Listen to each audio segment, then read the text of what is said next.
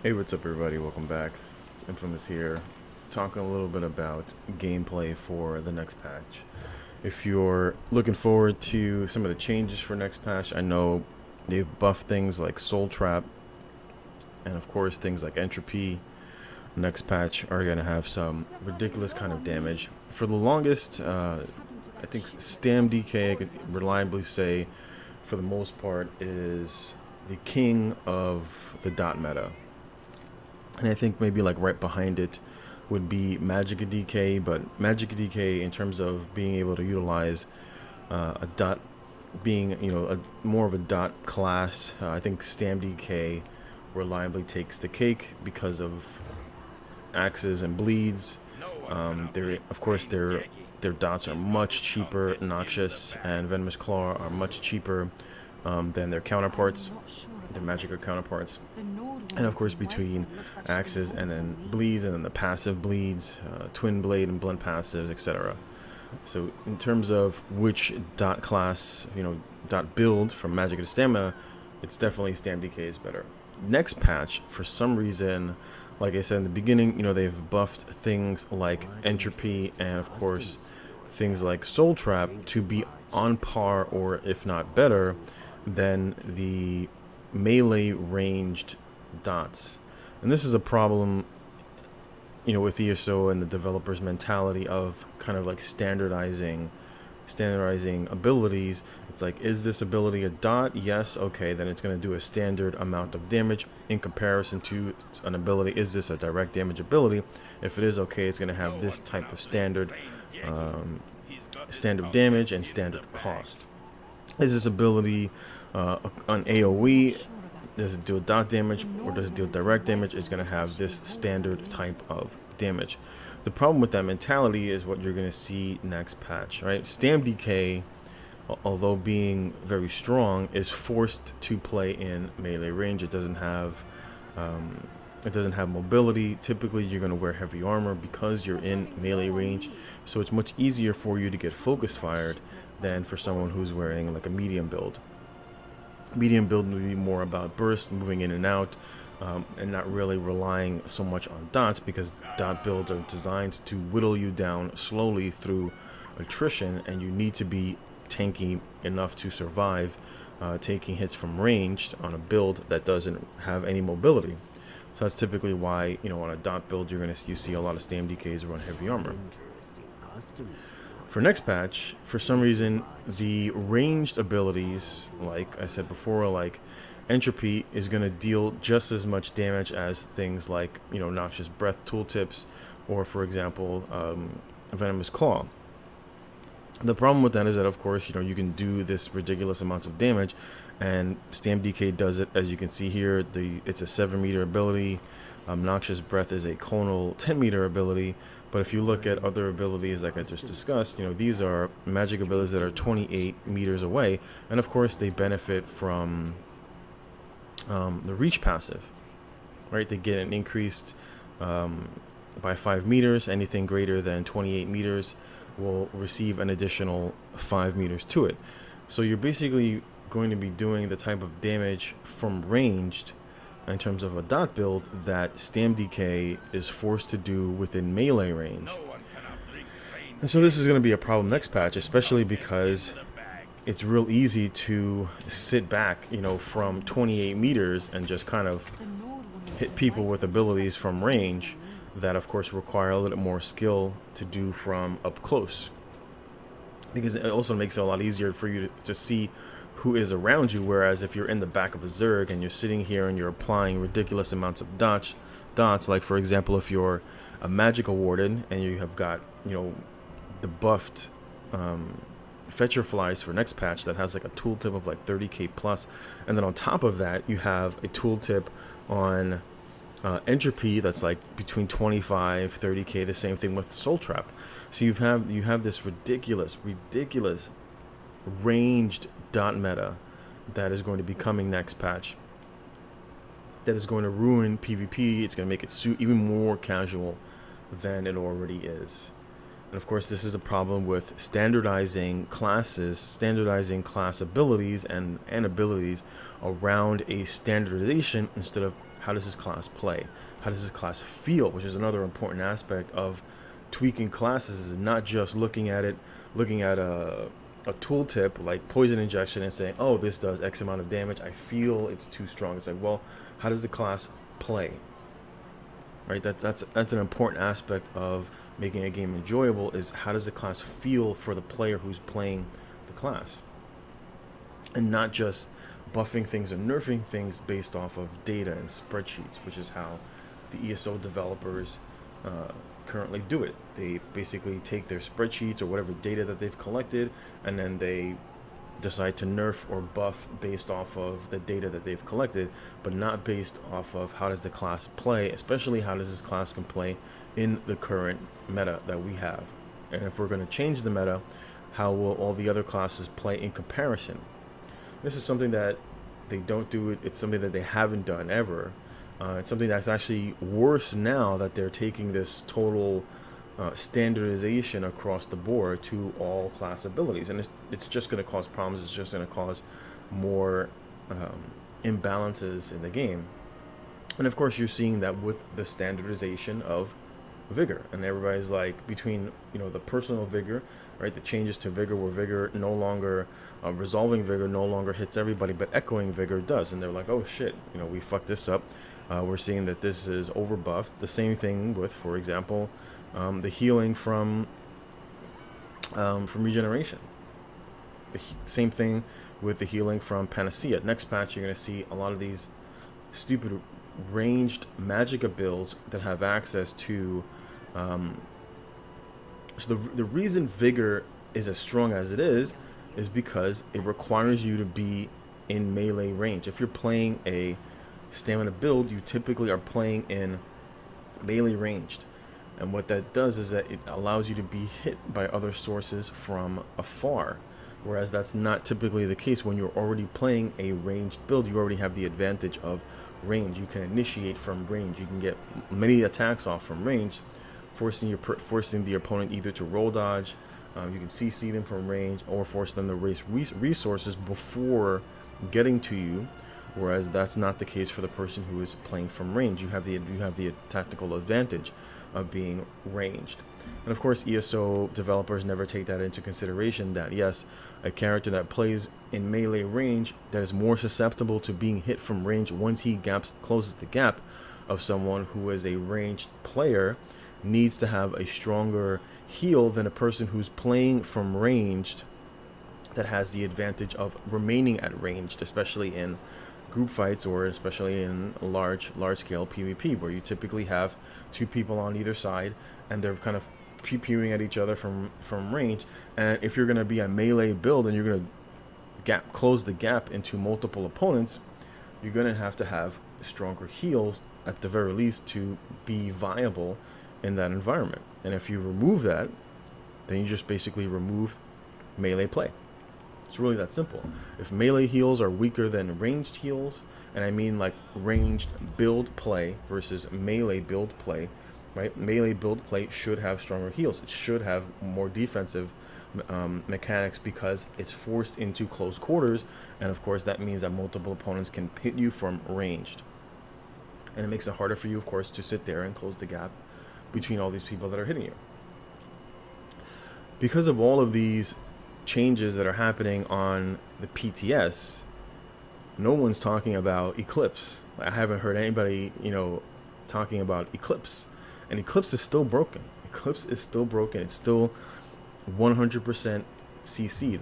And the primary problem is that if it doesn't get changed, and if you're a single player, right? Let's say you're like a single player and maybe you're getting gap closed by multiple people, you dodge roll, you're trying to get some line of sight. If you have Eclipse on you, if your Eclipse is on your character, and you do not CC break, right? If you don't CC break the last part of the new Eclipse, where it forces you to get slowed, it forces you to get rooted, and then the final time that you attack, it forces you to CC break because it automatically stuns you.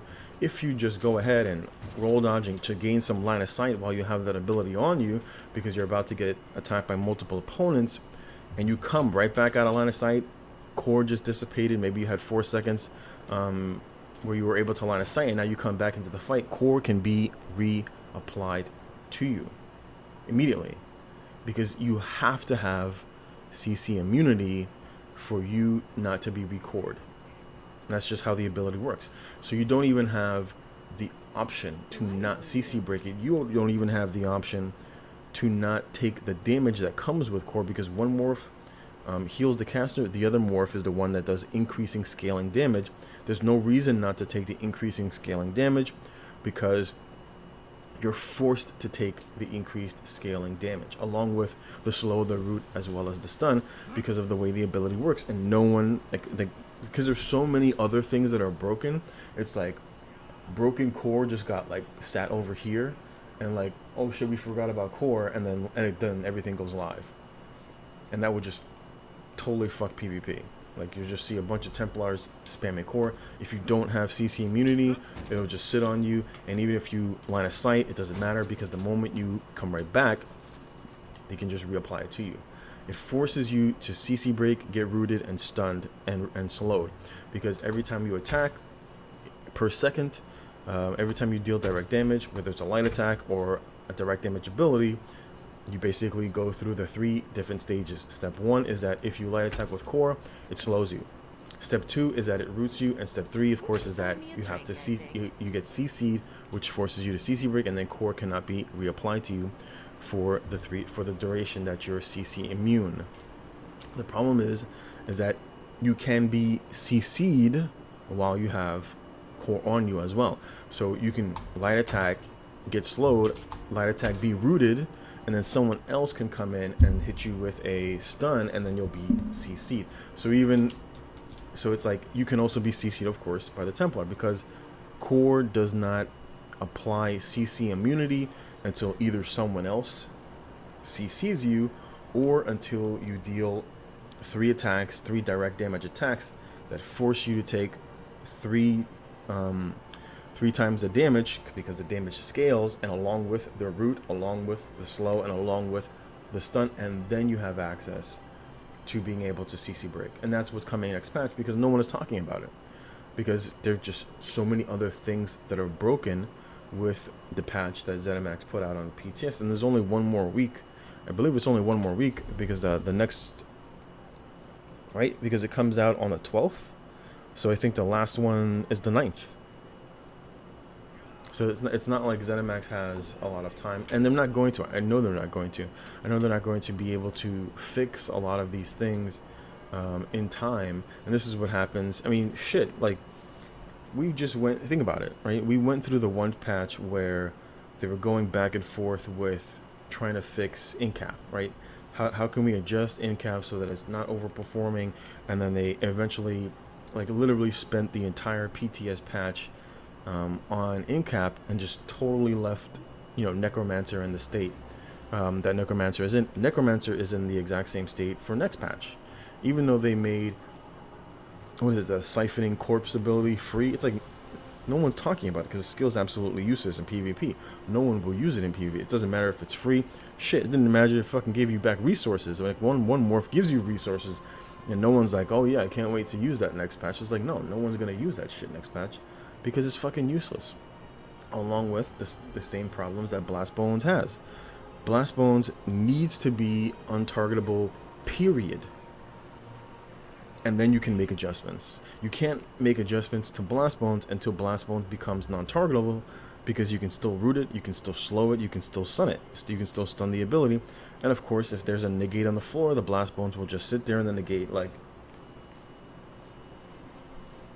did you expect me to do something? Oh, I'm sorry. That's fucking Blast Bones. Forget about the buggy pathing, right? There were no adjustments to the pathing.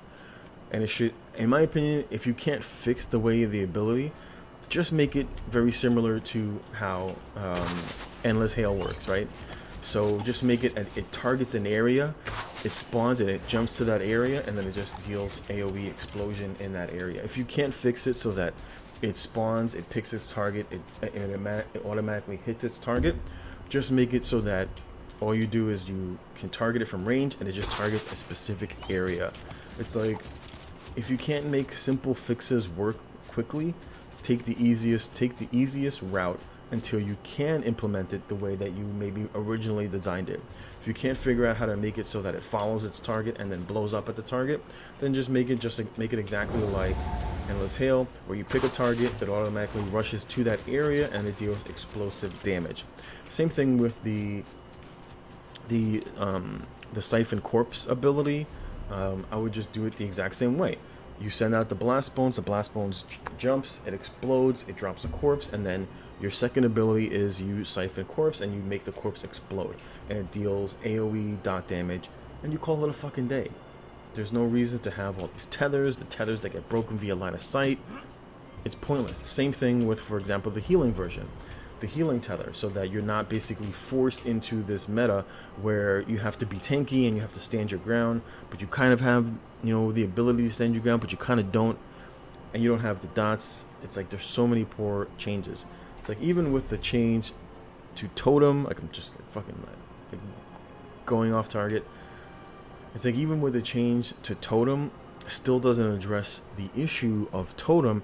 Is if that's the only ability that you have. Let's say, for example, you're PvPing or you're in a group fight and you get gap closed by a stamina Nightblade, and you take all the upfront damage from whatever the abilities that they hit you with. You're going to take multiple abilities, typically a heavy attack, surprise attack, into a bash, into an incap, and that's all before you even see your opponent on your screen. Like, you take all of that right up front. Immediately what you do is you CC break, you're probably going to roll dodge, and you're going to want to immediately stun. And that's the problem with totem, is that totem is a 2-second delay.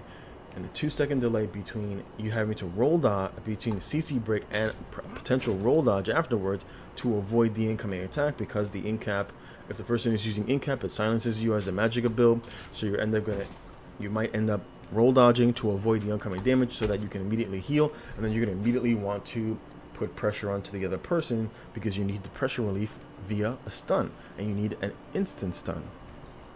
And that's why totem doesn't work, because it needs to apply a stun instantly, and that's the problem with totem. It's great, it pulses for AoE stuns, that's great, and then once it does that, because the problem is you don't want to give AoE CC immunity out to everybody, and if developers PvP'd, they would understand this. You don't give out AoE CCs unless you absolutely need to, unless your team literally just got ulti dumped and you need to CC everybody to give immediate pressure to your entire team. You don't just team AoE CC people, because then you can't combo and apply pressure and then secure a kill when you need it, which is how you basically group PvP.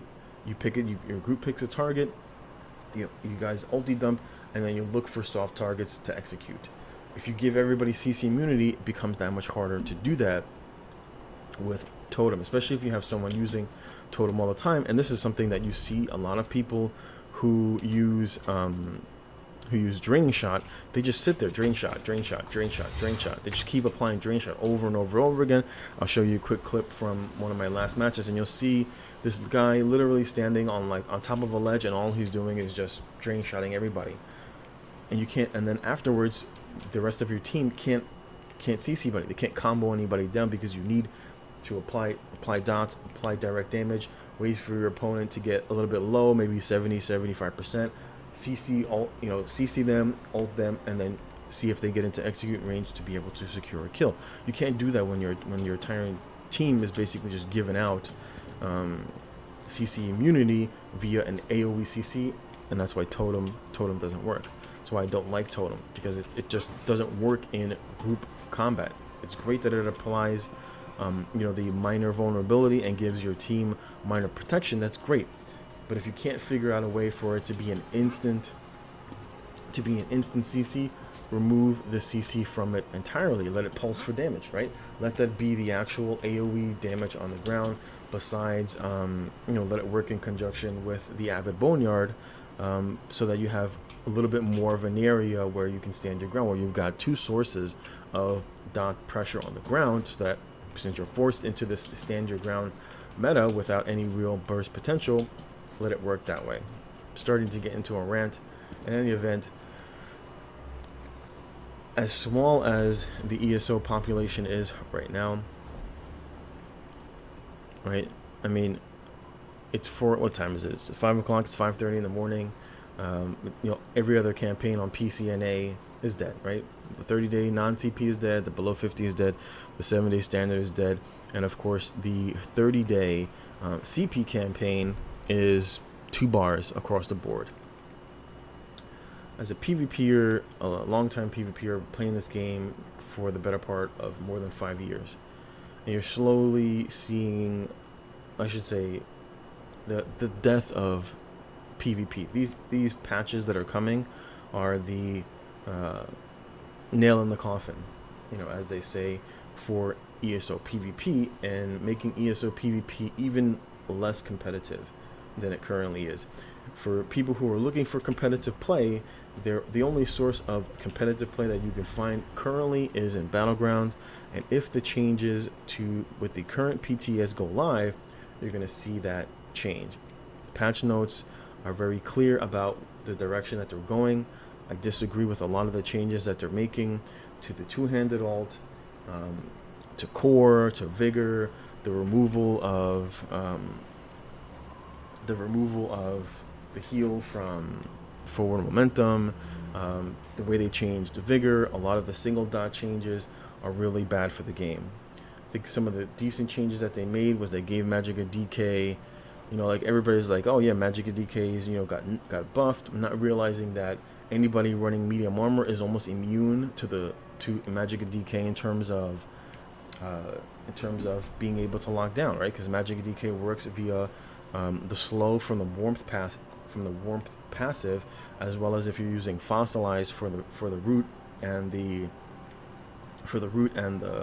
CC, or if you're using Talons to be able to root people, you're not going to be able to do that next patch with stamina builds having access to 7 seconds of root immunity. That's a fucking long time, especially because it's immunity that's based off of an ability that you can recast before the duration runs out. It's not like CC immunity, where the CC immunity runs out and then you can just apply another ability to give yourself longer CC immunity and then never be able to get CC'd.